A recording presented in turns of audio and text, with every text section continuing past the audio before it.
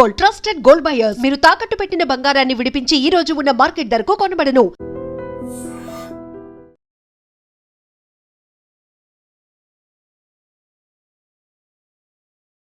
నమస్తే, welcome to I dream. నేను వలి. Venezuela దేశాన్ని వరుస భూకంపాలు గజగజ వణికించేశాయి. వచ్చినటువంటి భూకంపాలకి బిల్డింగ్లు పూర్తిగా నేలమట్టం అయిపోయి శిథిలాలు కనిపిస్తూ ఉన్నాయి. అక్కడ అప్పటి వరకు అద్దాల మేడలు కనిపించినటువంటి బిల్డింగ్స్, పెద్ద పెద్ద నివాస ప్రాంతాలైనటువంటి అపార్ట్మెంట్లు, బిల్డింగ్లన్నీ కూడా మరుభూమిని తలపించే విధంగా శిథిలావస్థకు చేరుకున్నాయి.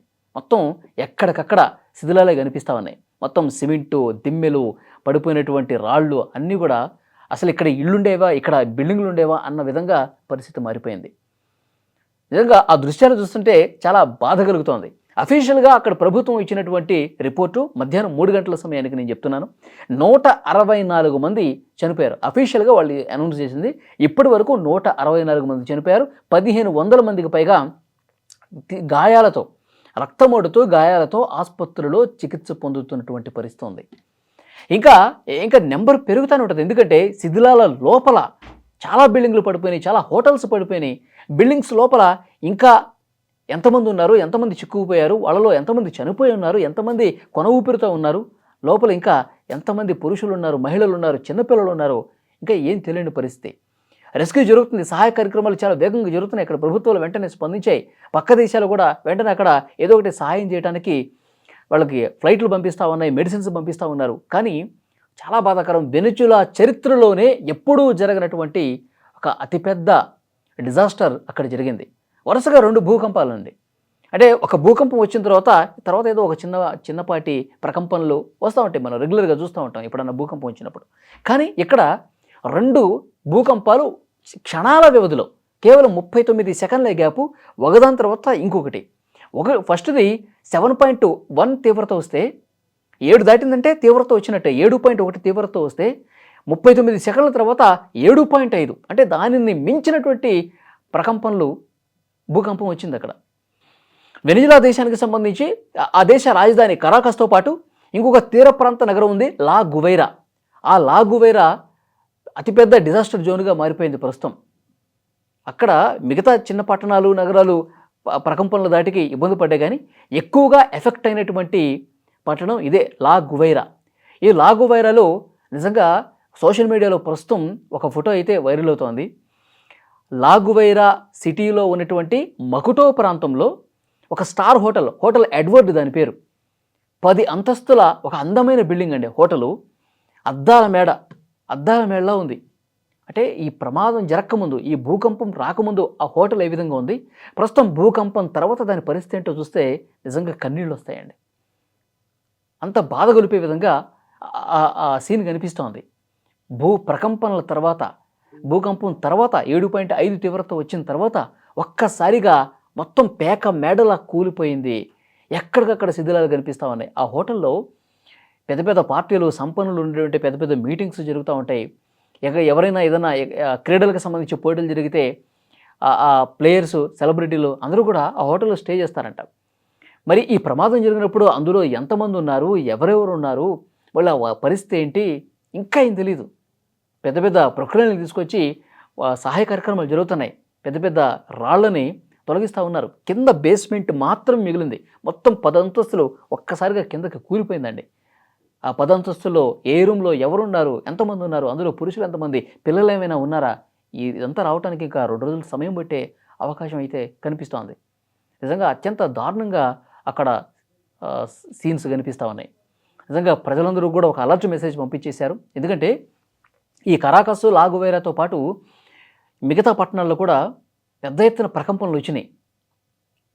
ఈ లా గువైరా సిటీలో ఈ 2 పెద్ద భూకంపాల తర్వాత చిన్నవి 30 వచ్చినాయంట. 30 ప్రకంపనలు వచ్చినాయంట. అందుకే అక్కడ అధికార యంత్రాంగం, అక్కడ పాలకులందరూ కూడా మళ్ళీ ఒకసారి అలర్ట్ మెసేజ్ పంపిస్తున్నారు. శాస్త్రవేత్తలు కూడా చెప్తున్నారు, దయచేసి ఎవరు ఇళ్లలో ఉండొద్దు, దయచేసి అందరూ కూడా ఓపెన్ ప్లేసుల్లోకి రండి, పెద్ద పెద్ద మైదానాలు ఉంటే ఆ మైదానాల దగ్గరికి వచ్చి గుడారాలు వేసుకునైనా ఉండండి, అంతేగాని ఇళ్లలో మాత్రం ఉండొద్దు అని చెప్తున్నారు. సో అక్కడ ఎయిర్పోర్ట్లో, సిటీలో ఉన్నటువంటి రాజధానిలో ఉన్న కరాకస్, ఆ ఎయిర్పోర్ట్లో దృశ్యాలు కూడా చూస్తున్నాం. మొత్తం కూడా ఎయిర్పోర్ట్ లోపల ఉన్న ప్రయాణికులు భయకంపితులు అయిపోయారు. టేబుల్ దగ్గరికి వెళ్ళి వాడు ప్రాణాలు కాపాడుకునే పరిస్థితి ఉంది అక్కడ. ఆ షేక్ అవుతున్నప్పుడు మొత్తం అన్నీ అక్కడ కిందకి ఇట్లా వణికిపోతూ పడిపోతూ ఉన్నాయి. పైన స్లాబులు పెచ్చులు ఊడిపోయి మొత్తం ఆ మట్టి పెళ్ళలన్నీ కూడా కిందకి పడుతుంటే, మొత్తం ఎయిర్‌పోర్ట్ అంతా షేక్ అయిపోతుంటే, ఆహాకారాలు చేసుకుంటే ఏమైపోతుందని చెప్పి వాళ్ళ పిల్లల్ని హగ్ చేసుకుంటూ ఏ ఏ ఏ కిందన టేబుల్ కిందనో తలదాచుకున్నటువంటి సీన్‌లు ప్రస్తుతం సోషల్ మీడియాలో కనిపిస్తున్నాయి. చాలా బాధాకరమైన విషయం. ప్రధానమంత్రి నరేంద్ర మోదీ గారు కూడా స్పందించారు. వెనిజులా చరిత్రలో ఎప్పుడూ ఇంత ఘోరమైనటువంటి భూకంపం రాలేదు. వందలాది మందిగా చనిపోయినట్టుగా రిపోర్ట్స్ వస్తా ఉన్నాయి. మన దేశం ఏం చేయాలి వెనిజులా కంట్రీకి, అక్కడ ప్రజలకు మనం ఏ విధంగా సేవ చేయగలం, వాళ్ళకి ఎంతవరకు సాయం చేయగలం, ఇవన్నీ కూడా పరిశీలిస్తున్నారు. అవసరమైనటువంటి మెడిసిన్స్ ఫ్లైట్‌లో అక్కడికి తీసుకెళ్లే ప్రయత్నం కూడా భారత ప్రభుత్వం చేస్తున్నట్టుగా కనిపిస్తోంది. భారతే కాదు, జర్మనీ కావచ్చు, ఇంకా మిగతా కంట్రీస్ అన్నీ కూడా అక్కడికి వీలైనంత సాయం చేసేందుకు, సాయం చేయటానికి ఇప్పటికే ప్రయత్నాలు కూడా ముమ్మరం అయిపోయినటువంటి పరిస్థితి ఉంది. సో నిజంగా చాలా భయంకరంగా ఆ దృశ్యాలు అయితే కనిపిస్తూ ఉన్నాయి. ఎక్కడికక్కడ బిల్డింగులు, రోడ్ల మీదకి వచ్చి జనాలందరూ కూడా తమ ఫ్యామిలీతో, ఇంకా అక్కడ బతికున్న వాళ్ళందరూ కూడా వాళ్ళ ఇళ్లల్లో ఉన్నటువంటి వాళ్ళ స్నేహితులు కావచ్చు, వాళ్ళ రిలేటివ్స్ కావచ్చు, వాళ్ళని తలుచుకుంటూ కుమిలిపోయి ఏడుస్తూ ఉన్నారు. సో అక్కడ తీర ప్రాంత నగరాలు ఇంకా ఆ డిజాస్టర్ జోన్లోనే ఉన్నాయి. శాస్త్రవేత్తలు ఇంకా హెచ్చరిక పంపిస్తూనే ఉన్నారు. ఇక్కడ ఈ వెనిజులాలో భూకంపం తర్వాత జపాన్లో కూడా భూకంపం వచ్చింది.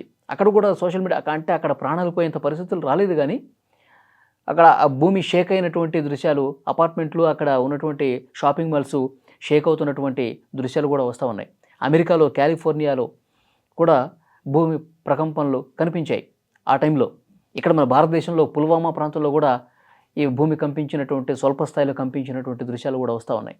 సో ఏదేమైనప్పటికీ ఇప్పటి వరకు అందుతున్నటువంటి రిపోర్టు 100 మందే చనిపోయారు. కానీ ఇంకా పూర్తి స్థాయి రిపోర్ట్ వచ్చేసరికి, శిథిలాలని తొలగించేసరికి ఈ నెంబర్ ఇంకా ఎక్కువ సంఖ్యలో ఉంటుంది.